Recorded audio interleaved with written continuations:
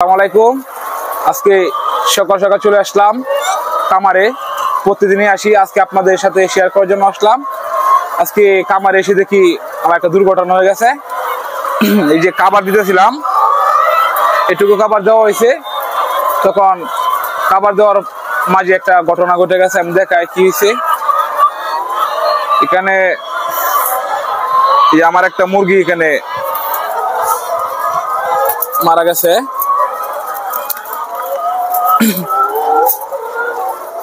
আসলে কি হয়েছে আমি বুঝতেছি না, কি কারণে মারা গেল। স্ট্রোকও করতে পারে, কিন্তু গতকালকে তো এত রোদ ছিল না। তারপরে কেন কি হয়েছে, এই কূপের মধ্যে 4টা মুরগিতে আসছিল। হয়তো কোনো সময় এই 4টা মুরগির একটা কূপের মধ্যে জায়গা হয় না, তারপর আমরা রাখছি, কারণ আমাদের মুরগির এই বেশি, সে কারণে রাখছি। কিন্তু এটা হয়তো অনেক চাপেও মারা যেতে পারে, আবার গরমে স্ট্রোকও করতে পারে। গত 2 দিন আগে আমাদের এখানে অনেক গরম ছিল, সেক্ষেত্রে এটা 2 দিন আগে স্ট্রোক করতে পারে। 2 দিন আগে স্ট্রোক করার পরে 2 দিন পরেও মারা যেতে পারে। কিন্তু একটা ডিম পাড়া মুরগি যদি মারা যায় তাহলে খুবই কষ্ট লাগে। এটা যারা লেয়ার কামারি, যারা মুরগি পালে তারাই বুঝবে। এই মুরগিটার দাম প্রায় বর্তমান বাজারে 500 টাকা আছে।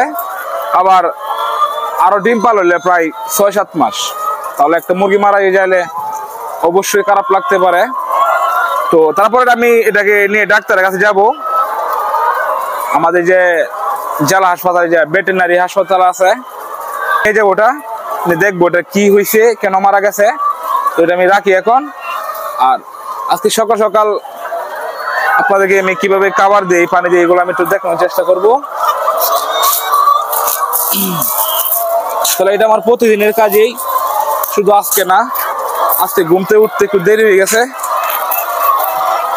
না হলে আরো আগে আসি কামারে, আসা খাবার দিই, পানি দিই, মুরগিগুলো দেখি সবগুলো ঠিক আছে কিনা।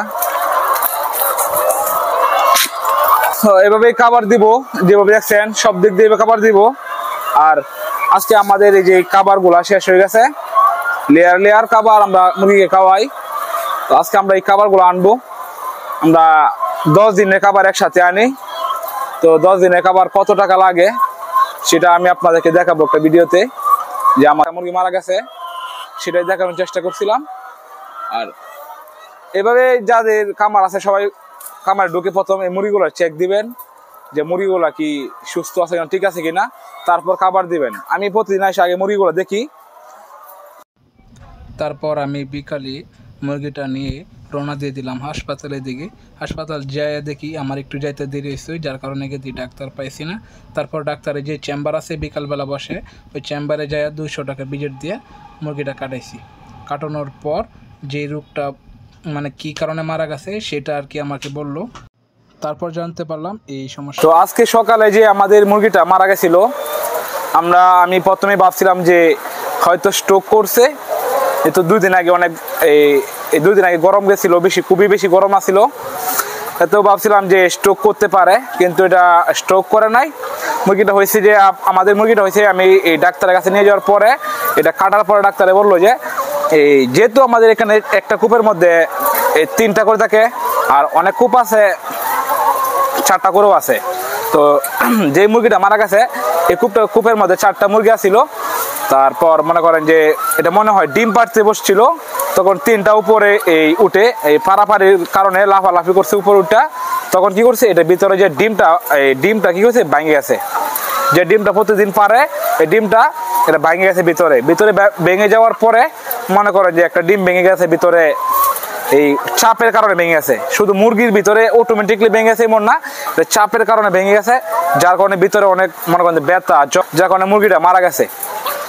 কিন্তু কাটার পরে আরো একটা জিনিস দেখলাম, যেটা এই ডাক্তারে বললো যে মুরগির মধ্যে আইবি মানে ব্রঙ্কাইটিস আর সালমোনেলা, এই 2টা রোগ আছে। এটা অলরেডি 1 মাসের উপর হয়ে গেছে, এটা ডোজ করি নাই। তো এটা ডোজ করতে হবে। আশা করি আপনারা বুঝতে পারছেন মুরগিটা আমার কেন মারা গেছে। আমিও হতাশ হয়েছিলাম। তো সবাই দোয়া করবেন আমার জন্য, আমি যেন আমার খামারে লাভ করতে পারি। তো সবাই ভালো থাকবেন, সুস্থ থাকবেন। আসসালামু আলাইকুম।